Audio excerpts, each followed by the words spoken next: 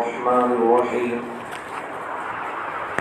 وإذ ابتلى إبراهيم ربه بكلمات فأتمهن قال إني جاعلك للناس إماما قال ومن ذريتي قال لا ينال عهد الظالمين وإذ ابتلى إبراهيم ربه جب ابراہیم علیہ السلام کو ان کے رب نے آزمایا، امتحانات لیا، بکلمات کئی باتوں میں اللہ ان کو آزمایا، فأتمہن تو حضرت ابراہیم علیہ السلام نے ان تمام باتوں کو، ان تمام آزمائشوں کو پورا کیا۔ پھر اللہ تعالیٰ نے کیا فرمایا؟ جب اللہ ان سے امتحانات لیا تب وہ کامیاب بھی ہو گئے تو اللہ نے کیا فرمایا؟ قال اللہ نے فرمایا انی جاعلک للناس اماما، میں لوگوں میں آپ کو پیشوا بناؤں گا، امام بناؤں گا۔ حضرت ابراہیم علیہ السلام نے عرض کیا قال ومن ذریتی، اے اللہ میری اولاد کو بھی آپ امام بنائیں گے؟ قال اللہ تعالیٰ نے فرمایا لا ینال عہد الظالمین، میرا وعدہ، میرا عہد ظالموں کو نہیں ملے گا۔ مطلب آپ کی اولاد میں سے جو لوگ ظالم ہوں گے، کافر ہوں گے، ان کو ہم نبوت عطا نہیں کریں گے۔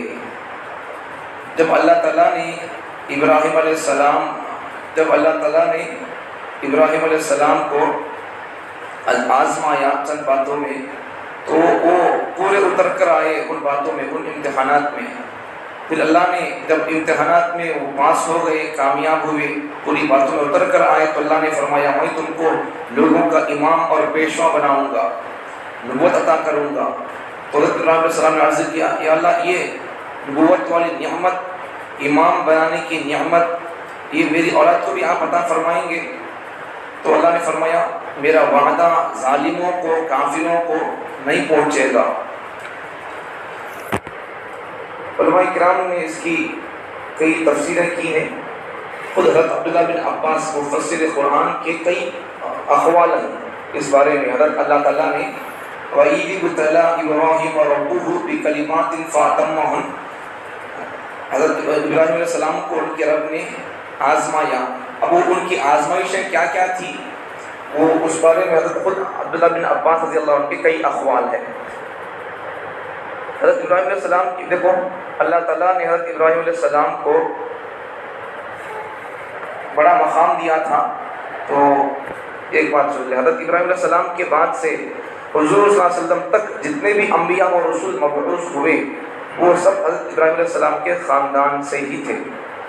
ابراہیم علیہ السلام کے بعد سے لے کر محمد صلی اللہ علیہ وسلم تک جتنے نبیاں بھی آئے وہ سب ان کی اولاد سے، نسلوں سے آئے۔ خود محمد صلی اللہ علیہ وسلم بھی ان کی اولاد میں سے ہیں، بلکہ محمد صلی اللہ علیہ وسلم آگے کے اس طرف کے صفحے میں آئے گا ربنا وبعث فیہم، یہ سب دعا ان کی جب ربنا تقبل منا، یہ کعبۃ اللہ بنا کر دعا کیے۔ اس کے بعد کی دعاؤں میں سے ہے کہ ربنا وبعث فیہم رسولا، ابراہیم علیہ السلام نے حضور کو مانگا ہے کعبۃ اللہ بنانے کے بعد میں۔ حضور کو گویا حضور صلی اللہ علیہ وسلم ابراہیم علیہ السلام کی دعا کا پھل ہے۔ تو وہی یہاں پر حضرت ابراہیم علیہ السلام کے بعد سے جتنے بھی نبیاں آئے حضور صلی اللہ علیہ وسلم تک وہ سب حضرت ابراہیم علیہ السلام کی اولاد میں سے ہوئے۔ بلکہ حضرت بعض مفسرین فرماتے ہیں کہ 10 نبیوں کو چھوڑ کر پورے نبیاں حضرت ابراہیم علیہ السلام کی اولاد میں سے ہیں۔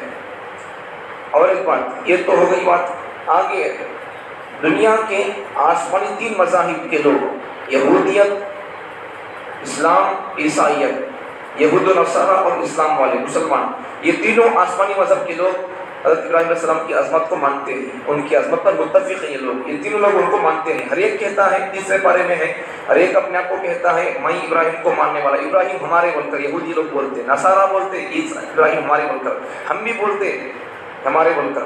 قرآن کیا کہتا ہے؟ ان اول الناس بابراہیم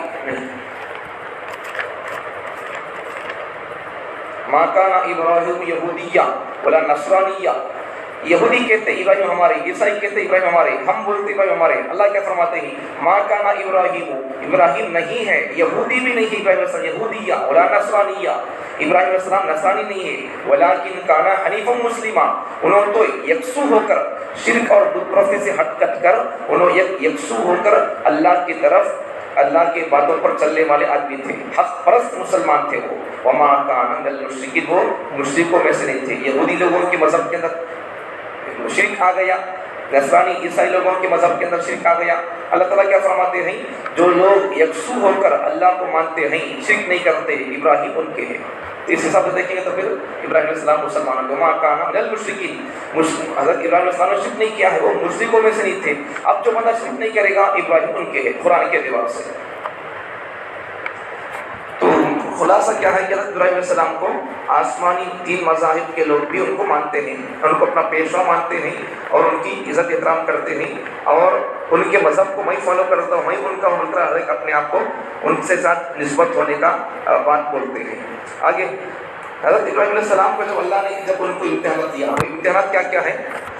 حضرت ابراہیم علیہ السلام کی امتحانات، حضرت عبداللہ بن عباس کے کئی باتیں ہیں تفصیل، حضرت اللہ تعالیٰ نے ان سے کیا کیا امتحانات لیا، اس میں حضرت عبداللہ بن عباس کے کئی قول ہے۔ پہلا قول کیا ہے؟ اللہ تعالیٰ نے مناسک حج کا حکم دیا، اللہ تعالیٰ نے حضرت ابراہیم علیہ السلام کو حج کے مسائل اور حج کے احکامات کا حکم دیا، ایک تفسیر یہ۔ نمبر دو، حضرت عبداللہ بن عباس فرماتے ہیں طہارت و نظافت سے متعلق احکام دیے تھے، اور یہ 10 احکام ہیں، جن میں 5 سر سے متعلق ہیں اور 5 جسم سے متعلق ہیں۔ جو سر سے متعلق ہیں 5 وہ، نمبر 1 مونچھیں کاٹنا، نمبر 2 کلی کرنا، نمبر 3 ناک میں پانی ڈال کر ناک صاف کرنا، اسے حدیث میں استنشاق بولتے ہیں، ناک میں پانی ڈالنے کو عربی زبان میں حدیث میں۔ نمبر 4 مسواک کرنا، نمبر 5 سر کے بالوں میں مانگ نکالنا۔ یہ سب سر کے متعلق ابراہیم علیہ السلام کے پاک صافی کے متعلق 5 احکامات ہیں سر سے متعلق۔ جسم سے متعلق 5 احکامات کیا ہیں؟ نمبر 6 10 میں سے 5 سر کے 5 جسم کے۔ نمبر 6 ناخن تراشنا، جسم کے حصوں میں ناخن تراشنا، اور زیر ناف بال، بمبئی کے نیچے کے بال، شرمگاہ کے پاس کے بال صاف کرنا ہے۔ نمبر 8 ختنہ کرنا ہے۔ نمبر 9 بغل کے بال صاف کرنا۔ نمبر 10 پیشاب پاخانہ کرنے کے بعد پانی سے صاف کرنا ہے۔ یہ کچھ احکامات ہیں۔ حدیث میں حضرت ابراہیم علیہ السلام کے بارے میں فرماتے ہیں حضرت ابراہیم علیہ السلام نے 80 سال کی عمر میں مقام قدوم میں ختنہ کی ہے۔ 80 سال کی عمر جب ان کو حکم آیا، اللہ کی آزمائشیں ان پر آئی تو 80 سال کی عمر میں جب حکم آیا تو حضرت آج کی حدیث بیان کروں گا، میں کئی حدیث روایت کیا ہوں۔ حضرت ابراہیم علیہ السلام کو جب حکم آیا اللہ کی طرف سے ختنہ کرو، 80 سال کی عمر میں انہوں نے ختنہ کی ہے۔ بعض روایت میں ہے 120 سال کی عمر میں ختنہ کی ہے، روایت نوٹ کیا ہوں۔ پھر اس کے بعد میں جب ختنہ کیے تو پھر اس کے بعد ختنہ کرنے کے بعد میں 80 سال تک زندہ رہے، تقریباً 170 اور 5 سال کے 200 سال کے قریب تک ان کی عمر رہی۔ آگے حدیث میں ہے کہ جب اللہ تعالیٰ نے حضرت ابراہیم علیہ السلام کو ختنہ کرنے کا حکم دیا تو کلہاڑی لے کر 80 سال کی عمر میں یا 120 سال کی عمر جتنا بھی ہو اس وقت کی عمر، تو کلہاڑی لے کر فوراً انہوں نے ختنہ کر لیے۔ بعد میں تکلیف ہوئی تو اللہ تعالیٰ نے فرمایا ابراہیم کہیں جلدی کرے تمہیں، میں ختنہ کروں گا کو بولو، لیکن کسی کرنا ہو نہیں بولا، وہ بولنے والا تھا میں کسی ختنہ کرنے کا، تو کئی جلدی بڑے کر دیے، تکلیف رہے گا اللہ بول کر ایسا بولنے لگے۔ تو بعد میں انہوں نے ابراہیم السلام نے کیا عرض کیا، اللہ تمہیں حکم دے دیے، میں دیری کرنا پسند نہیں کیا تمہارے حکم، ایسا بولو جلدی ختنہ کر لیے کلہاڑی سے، تو تکلیف ہوئی ابراہیم السلام کو۔ تو پتہ کیا چلا، ابراہیم علیہ السلام وہ شخص ہیں دنیا میں جنہوں نے سب سے پہلے ختنہ کی ہے۔ حضرت سعید ابن المسیب رحمۃ اللہ علیہ، حضرت ابو ہریرہ کے جمعی ہے، انہوں فرماتے ہیں مفسر محدث بھی انہوں فرماتے سے ابن المسیب فرماتے ہیں حضرت ابراہیم علیہ السلام دنیا میں سب سے پہلے وہ شخص ہیں جنہوں نے مہمان نوازی کی ہے۔ ابراہیم علیہ السلام سب سے پہلے وہ شخص ہیں جنہوں نے مونچھیں تراشی ہیں، مونچھیں نکالی ہیں۔ حضرت ابراہیم علیہ السلام دنیا میں سب سے پہلے وہ شخص ہیں جن کے چہرے کے بال سفید ہوئے تھے۔ جب چہرے کے بال سفید ہوئے تو اللہ سے انہوں نے عرض کیا، یا اللہ یہ کیا ہے، یہ بال اجلے ہو گئے تو کیا ہے یہ؟ تو حضرت اللہ تعالیٰ کی طرف سے ان کو حکم آیا ابراہیم یہ ہمارا وقار ہے، وقار۔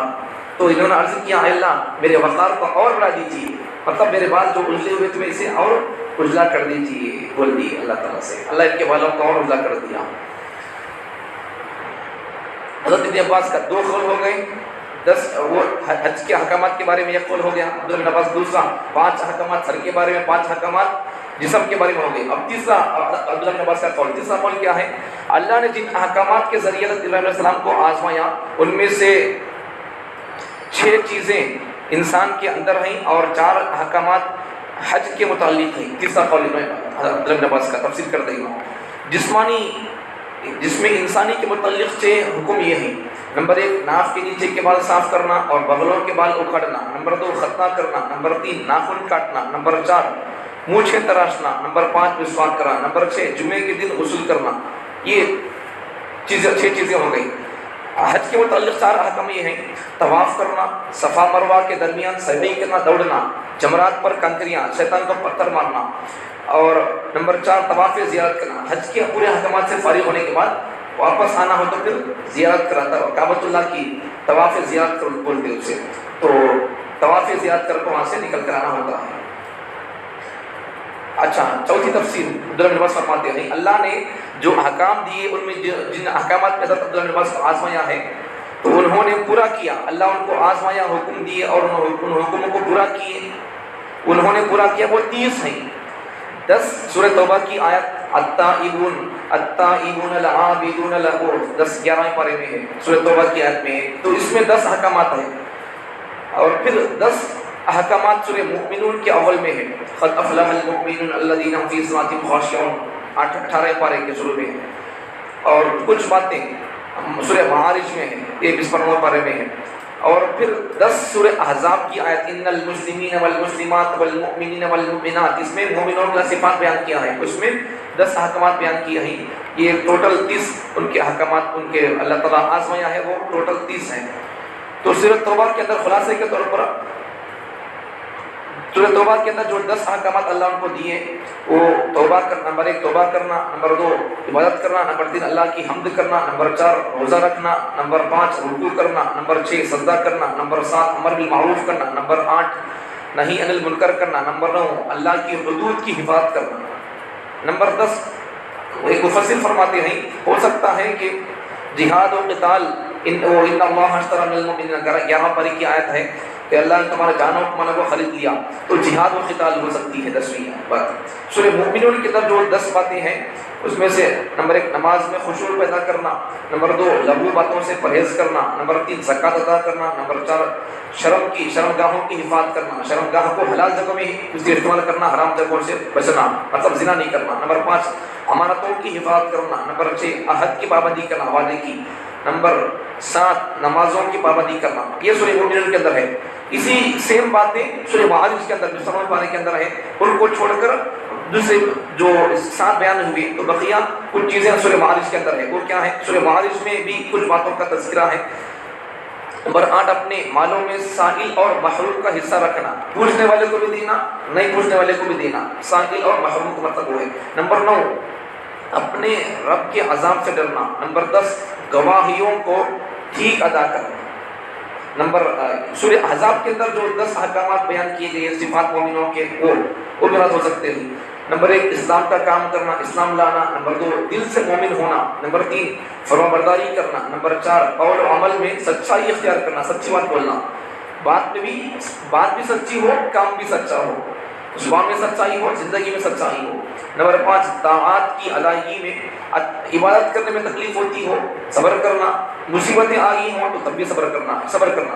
نمبر 6 خشوع اختیار کرنا، مال خیرات کرنا، نمبر 8 روزہ رکھنا، نمبر 9 شرمگاہوں کی حفاظت کرنا، نمبر 10 بہت زیادہ اللہ کا ذکر کرنا۔ یہ ٹوٹل 30۔ خشوع کے متعلق کیا فرماتے ہیں علماء کرام؟ خشوع سے متعلق معنی کیا، اس کا نماز میں ہو یا غیر نماز میں ہو خشوع پیدا کرنا۔ خشوع بولتے کسے؟ معنی کیا ہے؟ دل کا جھکاؤ۔ اس سے خشوع قولی بھی اور خشوع فی الاعمال اور خشوع فی المعاملات بھی مراد ہو سکتا ہے۔ مطلب خشوع اعمال میں بھی ہو، جھکاؤ دل کا اعمال میں بھی ہو اور جھکاؤ دل کا معاملات میں۔ مطلب کیا ہے؟ اللہ جیسا جس حکم کو کرنے کے لیے بولے ویسا کرنا مطلب ہے۔ مراد معاملات کے اندر بھی شریعت کے مطابق عمل کرنا ہے۔ اچھا، مطلب تکبر، دوسرا مطلب تکبر نہ کرے۔ خشوع کا ایک مطلب تکبر نہ کرے، قلب و جواری کو عناد سے اور ہر ایسی چیز سے بچائے جو قلب و جواری کے جھکاؤ کے خلاف ہو۔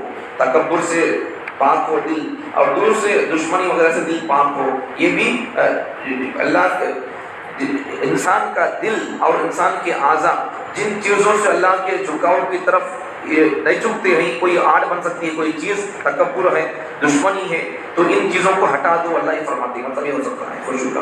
آگے پانچویں تفسیر حضرت عبداللہ بن عباس کی قول، پانچواں قول کیا ہے؟